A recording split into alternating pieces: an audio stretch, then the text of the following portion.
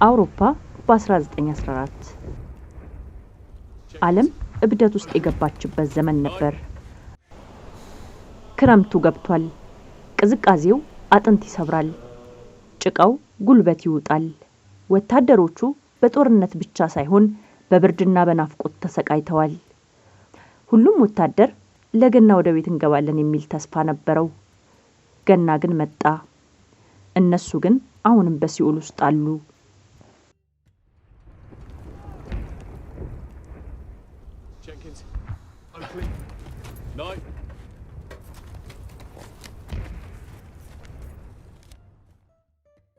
ታህሳስ 24 የገና ዋዜማ ምሽት። ፀሐይ ስትጠልቅ አንድ እንግዳ ነገር ተፈጠረ። የተኩስ ድምፁ ቆመ። የከባድ መሳሪያ ጉሮሮም ተዘጋ። በቦታው የነገሰው አስፈሪ ጸጥታ ብቻ ነበር። ድንገት ከጀርመኖች ምሽግ በኩል አንድ ብርሃን ተንቦገቦገ። እንግሊዞቹ ተኩስ ሊከፍቱ ተዘጋጁ። ግን ያዩትን ማመን አቃታቸው። ጀርመኖቹ በምሽጋቸው ጫፍ ላይ የገና ዛፎችን እያበሩ ነበር። እነዚህን ትናንሽ ዛፎች ታነንባውም ይሏቸዋል። ከዛፎቹ ብርሃን ተከትሎ ድምጽ መጣ። የጦርነት ጩኸት አይደለም፣ መዝሙር ነው።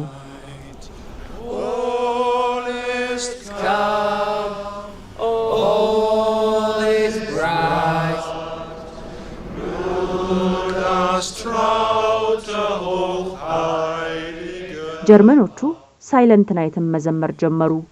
እንግሊዞቹ በጉድጓድ ውስጥ ሆነው አዳመጡ። ቋንቋው ቢለያይም ዜማው ግን ዓለም አቀፍ ነበር። እንግሊዞቹም በራሳቸው ቋንቋ አብሮ መዘመር ጀመሩ። ዘፈርስት ኖኤል ተከተለ። በሁለቱ ጠላቶች መካከል የነበረው የሞት ቀጠና በዝማሬ ድልድይነት ተገናኘ። ገና ጠዋት ፀሐይ ወጣች። አንድ የጀርመን ወታደር ተኩስ አቁሙ፣ እኛን ተኩስም እናንተም አትተኩሱ እያለ ከጉድጓዱ ወጣ። መሳሪያ ለያዘም ነበር። የእንግሊዝ አዛዦች ወጥመድ እንዳይሆን ፈሩ። ነገር ግን ወታደሮቹ ስሜታቸውን መቆጣጠር አልቻሉም። አንዱ እንግሊዛዊ ወጣ፣ ሌላው ተከተለ።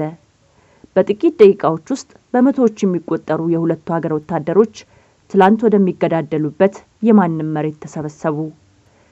የሚገርም እይታ! ትናንት ጠላት የነበሩት ዛሬ ሲጋራ ይለዋወጣሉ። የጀርመን ቋሊማ ለእንግሊዞች ጃም ይቀያየራል። የቤተሰብ ፎቶ ይተያያሉ። እርስ በርስ ጸጉር ይስተካከላሉ። አንድ እንግሊዛዊ ወታደር በጻፈው ደብዳቤ ላይ እንዲህ አለ። ይህን ለአውሮፓ ሕዝብ ብነግረው ማንም አያምነኝም፣ ግን እውነት ነው።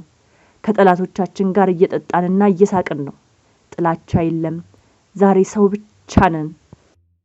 ከዚህ ሁሉ በላይ ታሪክ የማይረሳው ክስተት ተፈጠረ። አንድ ሰው ከየት አመጣው ሳይባል የእግር ኳስ ተገኘ። በዚያ ጭቃና በረዶ በተሞላ ሜዳ ላይ የዓለም ዋንጫን በሚያስከነዳ ጨዋታ ተደረገ። እንግሊዝ ከጀርመን። ዳኛ የለም፣ ሕግ የለም፣ ደስታ ብቻ። በዛች ቅጽበት ወታደር አልነበሩም፣ የስፖርት አፍቃሪ ወጣቶች እንጂ። ታሪክ እንደሚለው ጀርመኖች 3-2 አሸነፉ ይባላል። ነገር ግን ቀኑ የደስታ ብቻ አልነበረም። ሁለቱም ወገኖች በየሜዳው የወደቁ አስከሬን ነበራቸው። በተኩስ አቁሙ ተጠቅመው ጓደኞቻቸውን ቀበሩ። የሚገርመው ነገር ቀብሩን የፈጸሙት በጋራ ነበር። የጀርመንና የእንግሊዝ ቄሶች አብረው መዝሙረ ዳዊት 23ን እግዚአብሔር እረኛዬ ነውና አነበቡ።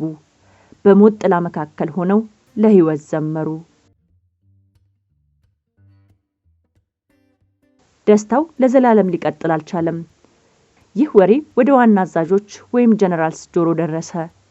የጦር አዛዦቹ በንዴት ራሳቸውን ሳቱ። ከጠላት ጋር ወዳጅነት ክህደት ነው የሚል ትዕዛዝ ወረደ። ተኩሱን የማትጀምሩ ከሆነ እኛ እናንተ ላይ እንተኩሳለን ተባሉ።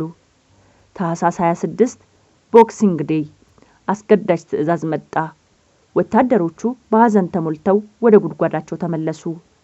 ትናንት አብረውት የሳቁትን ሰው ዛሬ ማነጣጠር ነበረባቸው። አንድ የጀርመን ወታደር ለእንግሊዛዊው ጓደኛው ቦላቻ የወታደሮቹ ምርጫ አልነበረም፣ የፖለቲከኞቹ እንጂ። የሰው ልጅ በተፈጥሮ የሚፈልገው ፍቅርን፣ ጨዋታንና ቤተሰብን ነው። በዚያ በሲኦል መካከል ክርስቶስ የተወለደበት ቀን ግን የሰላም ቀን መሆኑን አረጋገጡ። ጠመንጃ ዝም አለ፣ ፍቅር ተናገረ። ዛሬም ዓለማችን ብዙ ግጭት ውስጥ ናት። ግን የ1914ቱን ታሪክ ስናስታውስ ሰላም የማይቻል ነገር አይደለም። ልብን ከከፈቱ በጦር ሜዳም ቢሆን አበባ ይበቅላል። ይህ ታሪክ ተመዝግቦ የሚገኝ የሰው ልጅ ምርጥ ማንነት የተገለጠበት የገና ተአምር ነው። እንኳን አደረሰን። መጽደቂያ ሚዲያ ነው። ሰብስክራይብ፣ ላይክ፣ ሼር በማድረግ አብሮነታችሁን መግለጽ ትችላላችሁ። መልካም በዓል።